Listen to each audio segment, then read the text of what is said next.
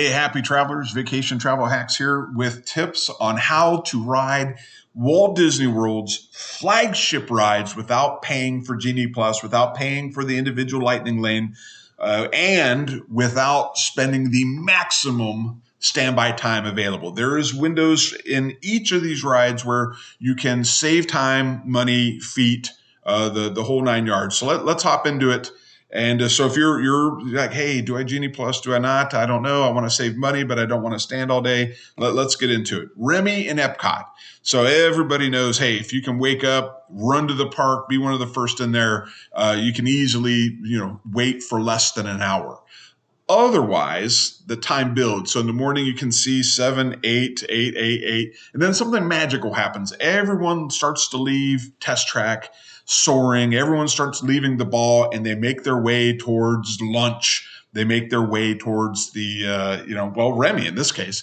So the wait time goes from, 70, 80, 65 to 100, 2 hours. But check this out. After 2 o'clock, the 2-hour wait drops to the 90 minutes, 85. This is the shift change. This is when people start to park hop. Everyone came in and conquered. Now they're off to Hollywood Studios via the Skyliner. Now they're heading to the Magic Kingdom to watch, the fireworks show. So there is a little bit of a shift change. As such, the wait time drops a half hour. But as other people start to get back into the park, make their way from the ball all the way up, through the rides there, the wait time goes back up to 2 hours. And then as people make their way to dinner, the wait time drops into the evening rush as people start to not only eat dinner, but also get ready for the nighttime spectacular at Epcot. So you can, rope drop, look for the shift swap, and then, close up the shop. That is how you spend less, close to an hour, hour and 15 minutes, as opposed to 2 hours. And there's plenty of times in here where you can spend 2 hours. Let's move on to the next one, Seven Dwarfs. Let's head up to the Magic Kingdom. Again, early magic hours, you can rope drop it. You can easily be in here for under an hour. Otherwise, as you can tell, 9:30. These dates, by the way, when were these dates taken? Spring break. Early peak spring break. So it gets up to 2 hours real fast, and it stays 2 hours for most of the day. But again, the shift swap, it's a smaller sample because nobody wants to pay the individual lightning lane. As soon as it drops, gets away from that 2 hours, something about being more than 100 minutes, it's eye candy. Oh, I don't want to wait 2 hours. But nevertheless, there's the shift swap. People start making their way out of the park to go, park hop. And since Seven Dwarfs is kind of in the back, it takes a little bit for the backfill. We see this. Sometimes it lasts longer than 30 minutes. But that was why it was important to get this in 30-minute intervals. You will see it drop below 100 minutes. Keep an eye out, and it happens between 3 and 4. Otherwise, everybody's in here for 2 hours again until people start leaving lines to go get in line for fireworks. From 8 to 9, it will be under 100 minutes, under an hour and a half for this. After the fireworks, it goes back up to 2 hours and will stay that way until the close of the park. So again, you got rope drop, you got close the shop, but take a look at that opportunity for the midday shift swap. As the rope droppers, everyone with the strollers that woke up early, oh, I'm getting tired. There's an opportunity there. Slinky Dog, let's go to Hollywood Studios. 95 minutes, and then it's 2.5 hours, 3 hours throughout most of the day.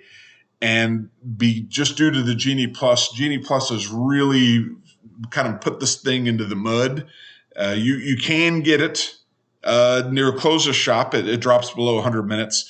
And then rope drop, you can get it for under 100 minutes. Otherwise, it's Florida. What else do they have that rhymes with rope drop and close of shop? Raindrops. If it rains, take a look at the radar, and near the end of the rain, kind of make your way back there and kind of get in line to be on standby. You can wait for under an hour if you time it right. Hopefully it doesn't backfill. I know we're all not meteorologists watching this, or atmospheric scientists, but nevertheless, we've done it. It's been a good strategy, and who knows? It could work out for you. Otherwise, open and close is your best bet for Slinky Dog. We're moving on to Flight of Passage. Nobody wants to spend $20. Well, there's a lot of people who are interested in not spending $20 and still riding Avatar. We waited 360 minutes when it first came out. But how do you not do that and not spend $20? Well, you can rope drop and look at what happens. Instantly goes to 2 hours. And then everyone sees 2 hours. You'll see it drop down to an hour and a half here because everyone's like, well, I don't want to go to Avatar and wait 2 hours. Let's go the other way and see what happens. So they head towards Everest or head towards the safari. So they stay away from Avatar. So there is a post-morning rush here where it drops down to about an hour and a half. Otherwise, it goes back up to 100 minutes, almost 2 hours.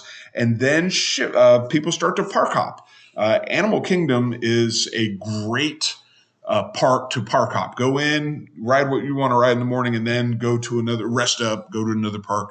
And you see that here with the wait times going from 2 hours to an hour and a half, less than that, until everyone starts park hopping over to close the shop here, where it goes back up to 100 minutes and then close up the shop. It's an hour and a half through the park close. So that's Flight of Passage. You got some options there. Let's go to Tower of Terror. Hollywood Studios. This one falls under the heavy influence of Fantasmic and the amount of volume that it drives to the park. So as people get ready to go in there, as people leave, you'll see that here. Rope drop just instantly goes to 2 hours and stays 2 hours. But again, nobody, you walk in the park, what do you want to do? Well, I want to go stand in line for 2 hours. Not a lot of people say that. So they go into like Minnie's Runaway Railway or Toy Story Land or Star Wars Land. They kind of leave the front of the park there. And this was taken when the Rock and Roller Coaster's down for refurb. So that's literally the only thing there right now.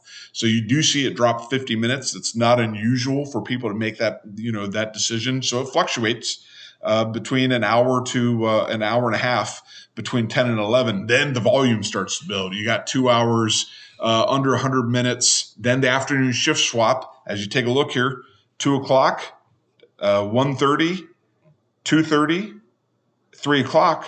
It's hot.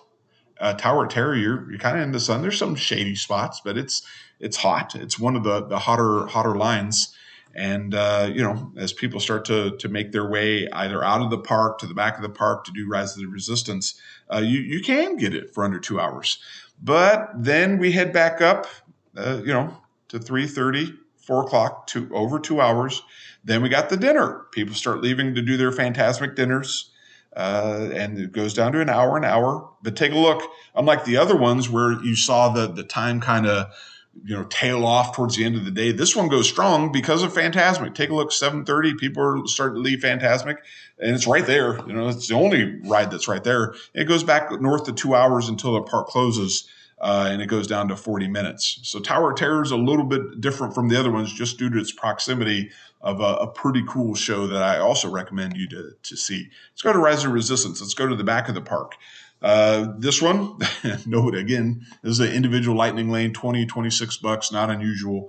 It goes right up to 3 hours, and it stays between 2 to 3 hours pretty much throughout the day until it goes the afternoon. Again, it's hot. Another hot park. You're in the sun. Goes under 2 hours as people start to head out towards there. Either a new park, Fantasmic, hour and a half, and it stays about an hour and a half, and then it drops as everyone makes their way towards Fantasmic and leaving the park. So if you can ride this one between 8 and 9 o'clock, you'll be there for less than an hour. The Runaway Rail Train. This one you should expect to be, hour and a half or so. So rope drop it, be hour and a half, about 100 minutes throughout the afternoon. You do see a little bit of a drop right around 2 o'clock. And then it goes a little bit lower as people do their Fantasmic dining. You get it for under an hour, and then it stays right around the hour mark until 8 o'clock to 9. You saw that drop off at Rise of the Resistance. You see that again here, 8 to 9. Wait times are literally half. We'll do Smuggler's Run, Millennium Falcon. It'll follow the similar of Rise of the Resistance. Go hour, rope drop it, hour and a half, 2 hours, 2.5 hours throughout the day. And then the same people that were leaving the Rise of the Resistance to head out of the park hop, the park hop shift swap here goes down 90 minutes, 75. Then it stays about 90 minutes and goes down to 75 minutes as people leave the Star Wars Land area to go to the front of a park, Fantasmic dinner or whatever. You'll see it go to 45 minutes there as well. Frozen, let's go back to Epcot. Rope drop early in the morning. It's up, out, away from the ball, so it stays under an hour. And then it will be mired in between the hour and a half range. plus or minus. During busier times, during major holidays, it will go to 2 hours. And then it'll be closer to 80 minutes. But then as people start to make their way out towards the Epcot show, 8 o'clock, 50 minutes. Get in there at 8, wait 50 minutes while people are getting their spot to ride or watch the fireworks show. You'll be in good shape. Jungle Cruise, Magic Kingdom. Starts off, boom, rope drop, goes up to an hour, a little bit north of that, hour and a half throughout all of the day, the afternoon, until the fireworks hit. This is where you can do this one without getting Genie Plus. 45-minute wait while people are getting out of line to get their spot to watch fireworks. Space Mountain will follow suit. Starts off an hour and a half throughout most of the day.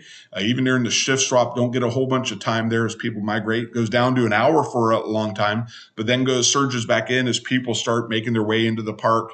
And then again, as you get closer to fireworks, you don't see too much of a drop off. It does go down to an hour, so close the shop there. So those are the tips. You got your 3 options. You look for the midday shift swap, Star Wars Land. A lot of people leave, to go do Phantasmic, and they end up in Tower of Terror. And but those are your options: rope drop, close the shop, shift swap, and then don't forget Slinky Dog. Watch out for them raindrops. Hope this saves you some time and money in your feet, and I'll see you in the next video.